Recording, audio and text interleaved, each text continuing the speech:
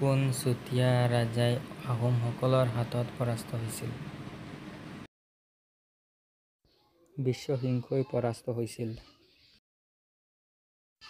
আহোমসকলৰ শেষ ৰাজধানী ক'ত আছিল? উত্তৰ যোৰহাটত আছিল। অসমৰ প্ৰথমগৰাকী মুখ্যমন্ত্ৰী কোন আছিল?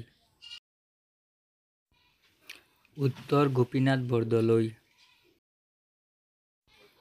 অসমৰ সংস্কৃতিৰ বিখ্যাত মুখ্য উৎসৱ কোনটো?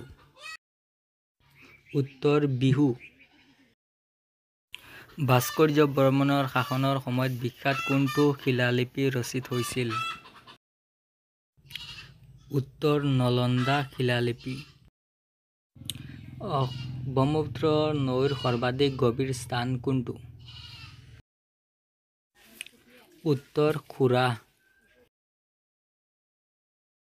গুৱাহাটী বিশ্ববিদ্যালয় কেতিয়া প্ৰতিষ্ঠা কৰা হৈছিল? উত্তৰ 1948 চনত। অসমৰ প্ৰথমখন অসমীয়া সংবাদপত্ৰ কোনটো আছিল? উত্তৰ অৰুণোদয়। মহাভৈৰৱ মন্দিৰ কোনটো ঠাইত অৱস্থিত? তেজপুৰত অৱস্থিত। আসাম টি কোম্পানী কেতিয়া প্ৰতিষ্ঠা হৈছিল? উত্তৰ 1839 চনত।